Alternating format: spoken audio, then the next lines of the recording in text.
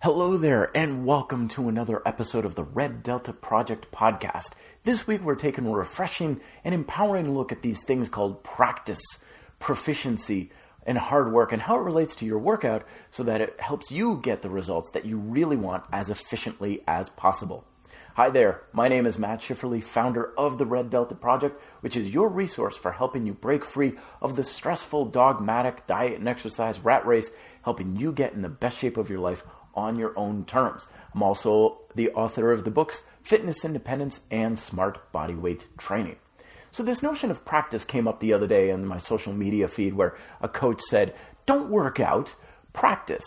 Meaning that when you're doing your exercises, put forth a lot of concentration and trying to become more proficient at the activities that you're doing rather than just make your body work hard and get tired. And there's a lot to be said for this idea that you want to become more proficient at what you're doing.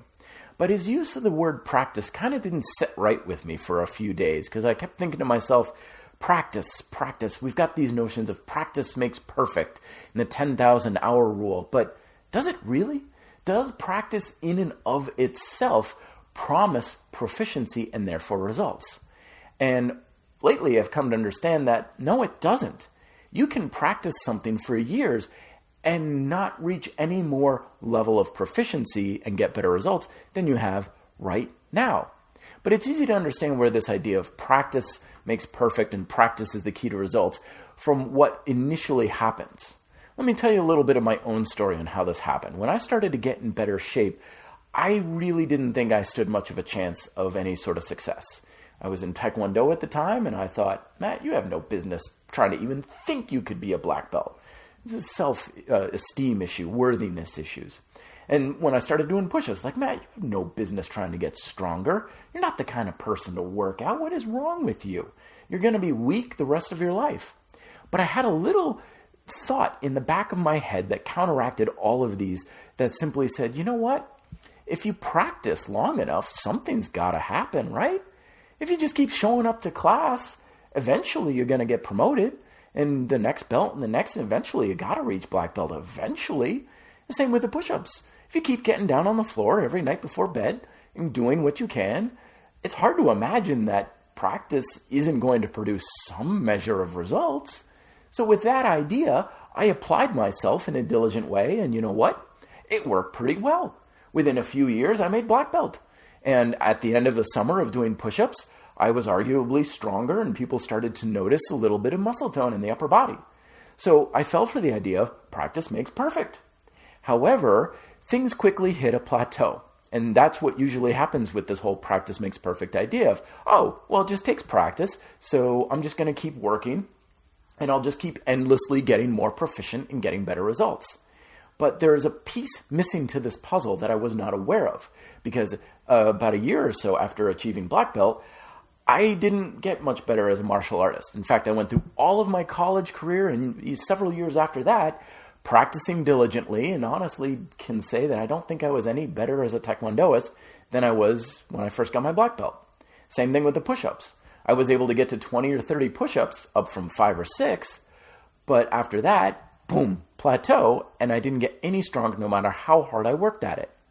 So that's wherein lies this notion of practice makes perfect runs off the rails a little bit. Can you endlessly just practice and work hard and expect to get better results all the time? And the answer is, of course, no. I've been working in commercial gyms most of my life, and there's a lot of people who keep showing up to these places who work very hard for very long periods of time, but they don't change from one year to the next. They're not leaner, they're not stronger, they're still pushing the same weight and struggling with the same goal of I want to be able to do 10 pull-ups and so on. So I started to really think of this whole idea of practice makes perfect, practice meaning proficiency, and thought maybe practice doesn't produce proficiency. Maybe proficiency comes from something else. And I learned this when I was writing my first book, Fitness Independence, when I was figuring out what I call my 5 Delta principles. These are the 5 things you absolutely have to have in order to achieve success in your fitness. And consistent practice is certainly one of them. You need to have that practice in place. But that in and of itself does not hold any promise for success. And the analogy I use in the book is like, Imagine if you're playing a piano. You can practice playing a piano for hours every single day and be no better at the end of 10 years of practice than you are right now. Because there's one other piece to the puzzle that has to be in place. And that piece is a higher level of understanding and knowledge of how to do what you want at a higher level. Now, this is starting to make a little more sense to me, I think, because we've heard of practice makes perfect, but there's also this other idea out there that's getting more popular called practice makes permanent. Aha! This starts to make more sense. We've all known the idea of habit creation, of doing something for various repetition, and you build a habit. It could be a good habit, it could be a bad habit, it could just be a neutral habit, but repetition is a very important thing towards practice. And the more we practice something, the more we get used to doing this thing a certain way, good or bad. So just by practicing in and of itself, it doesn't promise that we're going to be getting the proficiency and therefore the results that we want. It just means that we're getting more practiced at doing the thing that certain way.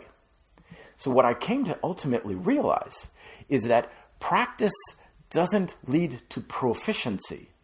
Practice leads to efficiency, which is very important to understand, because when we're practicing, hoping to become more proficient, we're actually expecting our practice to do something it's not supposed to do.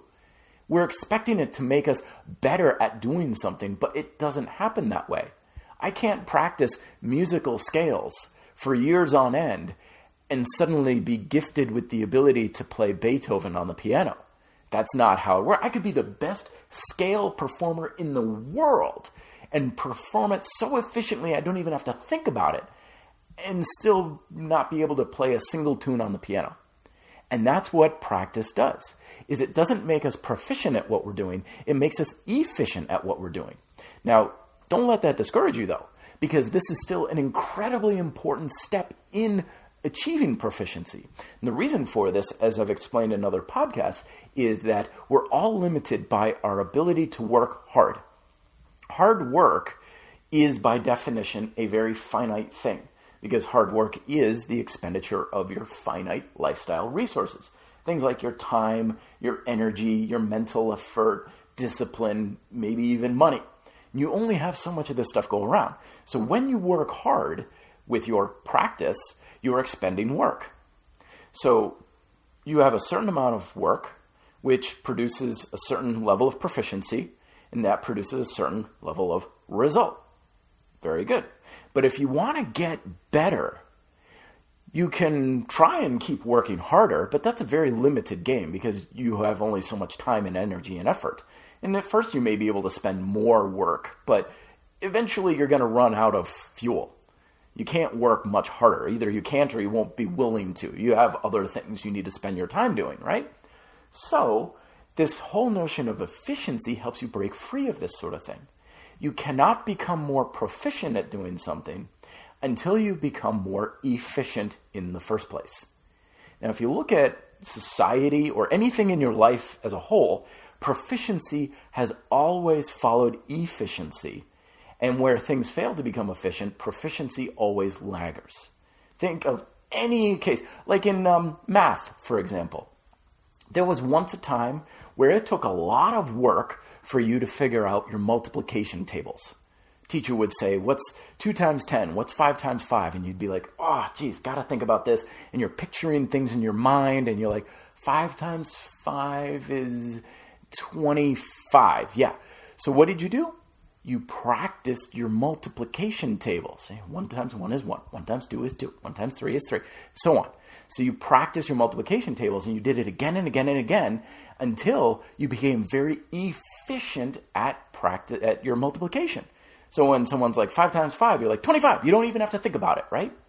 So now that you're more efficient at doing that, you can use your multiplication tables in more proficient and advanced applications, things like algebra, trigonometry, and more advanced forms of math.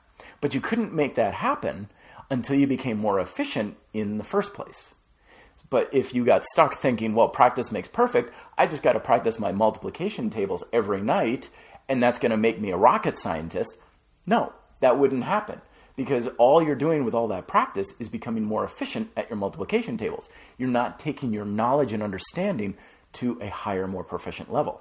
And this is the exact same thing with your workouts. You can do push-ups 1,000,000 times every single day, but all you're going to do is become more efficient at doing push-ups that way. The way you break out of that is you hire a coach, you read Convict Conditioning, you check out my videos, you do something that brings a higher level of understanding of push-ups into your practice. So now you're saying, well, I can do push-ups much more efficiently. That frees up resources, mental and physical energy, right? So now you can apply it in a higher level. So I can say things like bring your hands in closer, get a bigger range of motion, practice having a little bit more weight on one arm while the other arm is a support. All these methods of progressive calisthenics training. So now you become more proficient at doing push-ups, but only because you became more efficient first. So there's a number of lessons here to unpack. The first one is don't rely on practice to make you more proficient, because practice isn't supposed to make you more proficient. Practice makes you more efficient. But that's still very important, because if you're spending all of your work to do a certain level of performance, you're not going to be able to advance. So practice not to become more advanced or anything, practice to become efficient, and just simply try to make the exercise you're doing a little bit easier, mentally, physically, and so on. A good way that I used to do this was tell people, have a freeze set. Freeze, like Mr. Freeze from Batman, where I tell people, no more weight, no more reps, whatever you're doing, do it exactly the same way every single workout.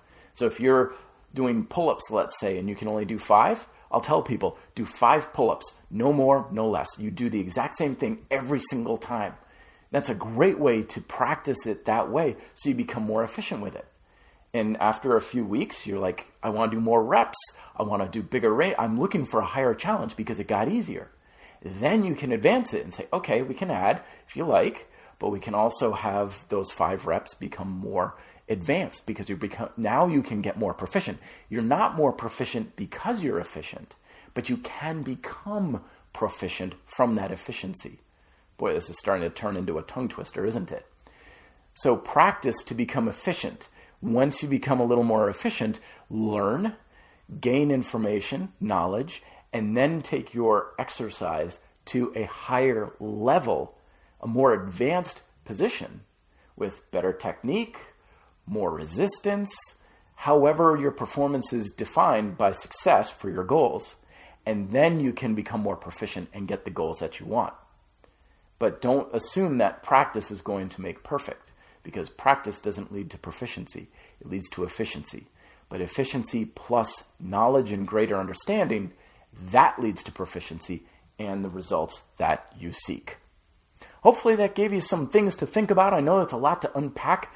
Feel free to listen to this whole thing again. I know it's a relatively short podcast this week. I did it on purpose because I really think if we can get this idea to sink in and understand it to a high level, it's going to radically change how we address our own training and workouts for better success in the future. Questions at reddeltaproject@gmail.com. Don't forget to check out my books, Fitness Independence and Smart Bodyweight Training, where I talk a little bit more about this neural efficiency in those books as well. And also don't forget, check out my videos on YouTube as well. Talk to you guys next week. Till then, be fit, live free.